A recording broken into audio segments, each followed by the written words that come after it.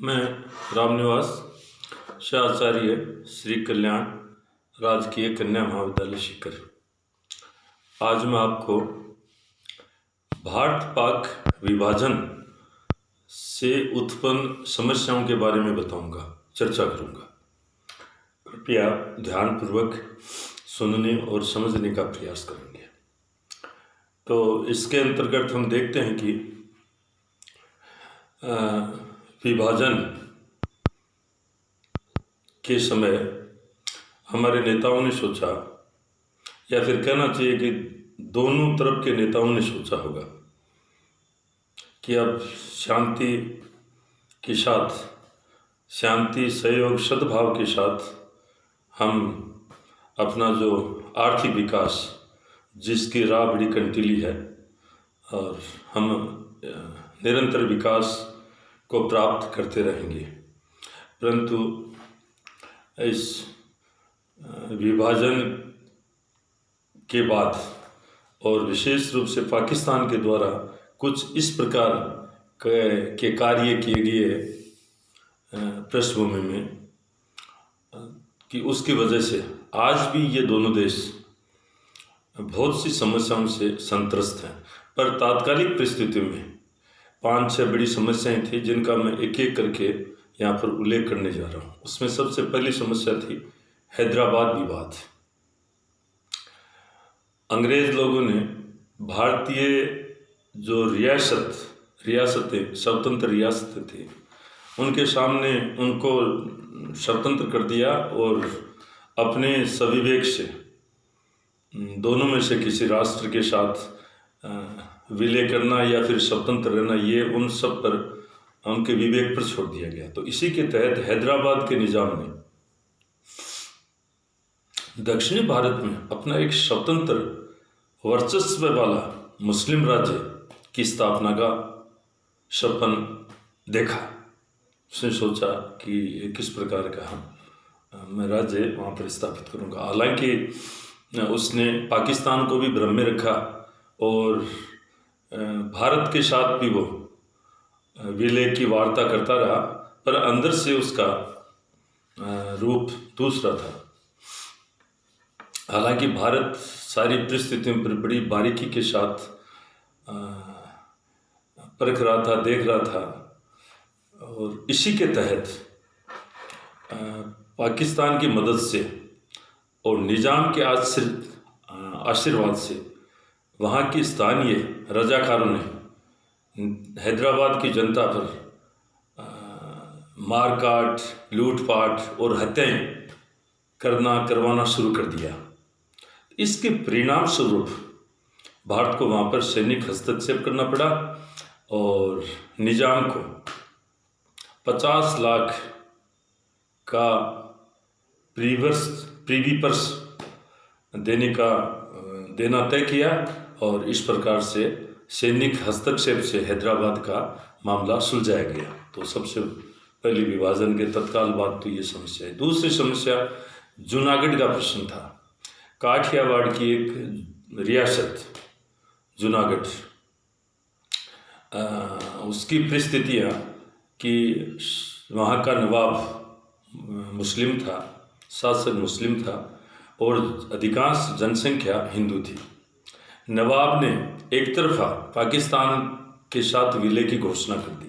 पाकिस्तान ने उस विलय को स्वीकार भी कर लिया, पर वहाँ की जनता ने विद्रोह कर दिया और उस नवाब के खिलाफ, और अपने प्राणों की रक्षा करते हुए, कहना चाहिए मजबूरी में, नवाब उस जनता के प्रेशर के सामने वहाँ से पाकिस्तान भाग गया। और पीछे से जो उस नवाब का मुस्लिम दीवान था, उसने उन परिस्थिति में भारत सरकार से हस्तक्षेप के लिए निवेदन किया। भारत सरकार ने हस्तक्षेप को स्वीकार किया और एक स्वतंत्र जनमत संग्रह के बाद जूनागढ़ को भारत में मिला लिया, विलय कर लिया। तो इस प्रकार से इस समस्या का समाधान भी कर दिया। तीसरी समस्या थी ऋण की अदायगी का प्रश्न। देखो, जहाँ विभाजन होता है घर में, पिता पुत्रों के बीच में हो, देशों के बीच में हो, तो भारत पाक विभाजित हुए तो जो भी कर्जा था या आमदनी थी उसका बंटवारा होना था, पर वो बंटवारा सरल प्रकार से हो नहीं पाया। पाकिस्तान ने उसमें अड़ंगेबाजी लगानी शुरू कर दी। इसके साथ ही एक मुद्रा के प्रचलन का प्रश्न भी था, और तीसरा आर्थिक प्रश्न, आर्थिक और व्यापारिक। इसके अंतर्गत विभाजन के तत्काल बाद ही पाकिस्तान ने जूट के निर्यात पर प्रतिबंध लगा दिया।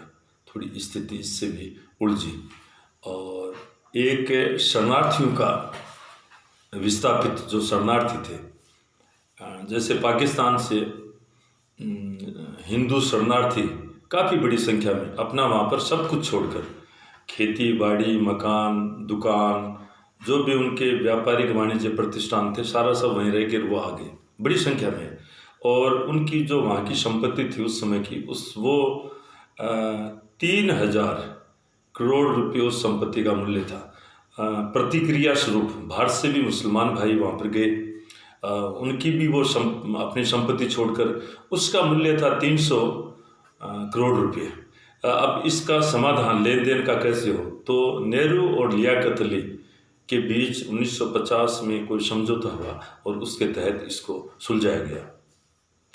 एक भारत पाकिस्तान विभाजन के समय हम पर ब्रिटेन का ऋण था।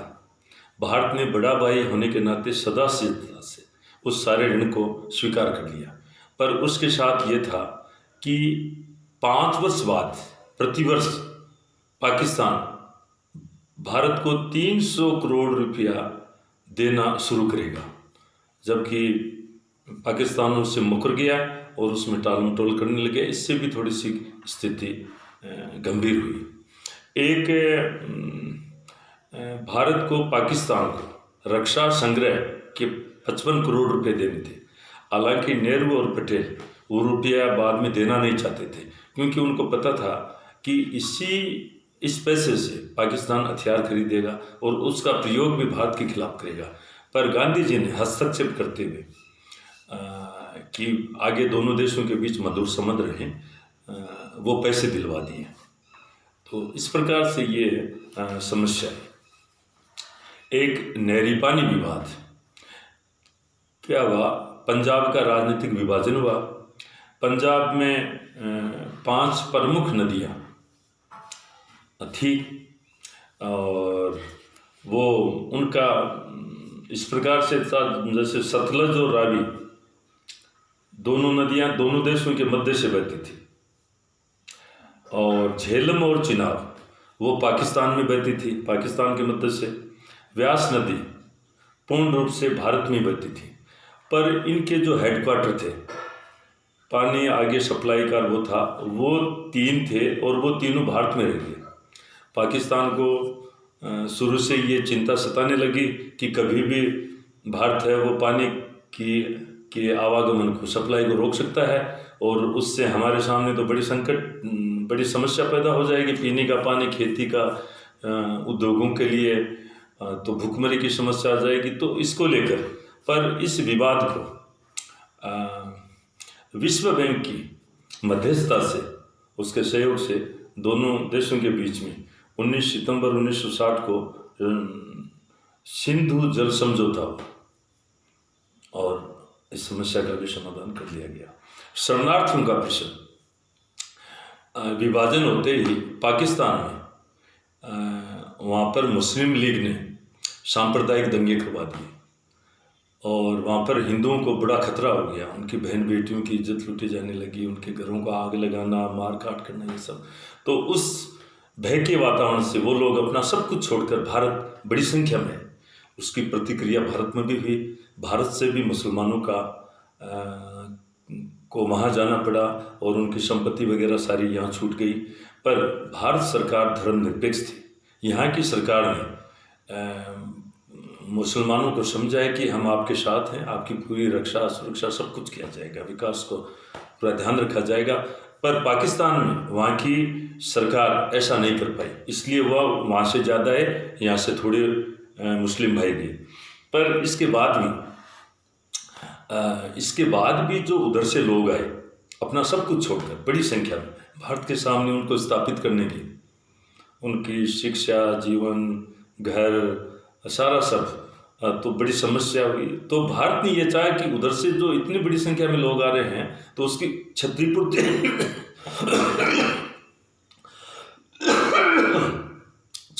की मांग की कि भाई आप कुछ दीजिए। पर पाकिस्तान ने ऐसा नहीं किया और ये शरणार्थियों की समस्या आज भी अनवरत रूप से जारी है और हमारे भारत के सामने एक बहुत बड़ी समस्या है।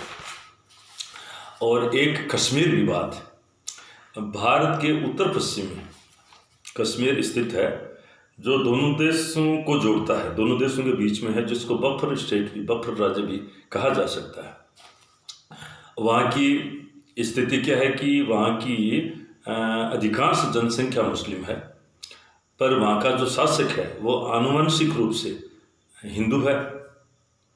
अगस्त 47 में भारत पाक विभाजन के समय वहाँ के शासक ने कि पाकिस्तान या हिंदुस्तान के विलय के प्रश्न को लेकर उसने कोई रुचि नहीं दिखाई, पर पाकिस्तान कश्मीर को अपने साथ मिलाना चाहता था, हड़पना चाहता था। तो उस लिहाज से मौका देखकर उसने 22 अक्टूबर को कश्मीर पर जो सीमांत प्रांत के कबायली थे उसके द्वारा हमला करवा दिया और उसके पीछे पाकिस्तान के लोग, उनकी सेनाएं वो बैकिंग कर रहे थे, पृष्ठभूमि में थे।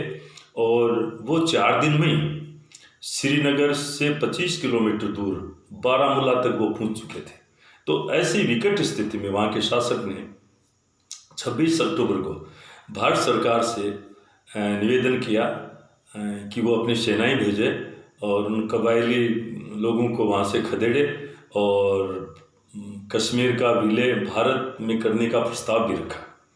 तो 27 अक्टूबर को भारत सरकार ने शासक की बात को स्वीकार करते हुए अपनी सेनाएं भेज दी और विलय के लिए जनमत संग्रह, युद्ध समाप्ति के बाद में जनमत संग्रह होगा के बाद कश्मीर को भारत में शामिल कर लिया जाएगा, सम्मिलित कर लिया जाएगा, उसका विलय कर लिया जाएगा। इस प्रकार इस भाव के साथ ये उन्होंने किया। और ये फिर भी आज भी वर्तमान में भी वो समस्या चल रही है। 370 को भी अब तो उठा लिया गया। तो हम कह सकते हैं कि ये सारी समस्याएं हमें स्वतंत्रता, दोनों देश स्वतंत्र, भारत स्वतंत्र पर स्वतंत्र के साथ एक अभिशाप कि उसका बंटवारा हुआ, भारत के 2 टुकड़े हो गए, वो भी कोई बड़ी बात नहीं है, हो जाता है।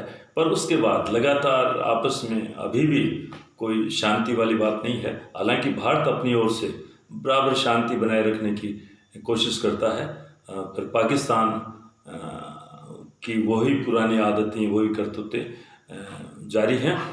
फिर भी हम आशा करते हैं कि दोनों के बीच में अच्छे संबंध स्थापित होंगे। और इसी के साथ मैं मेरी वाणी को यहाँ विश्राम देता हूँ। आपने ध्यानपूर्वक सुना, इसके लिए धन्यवाद।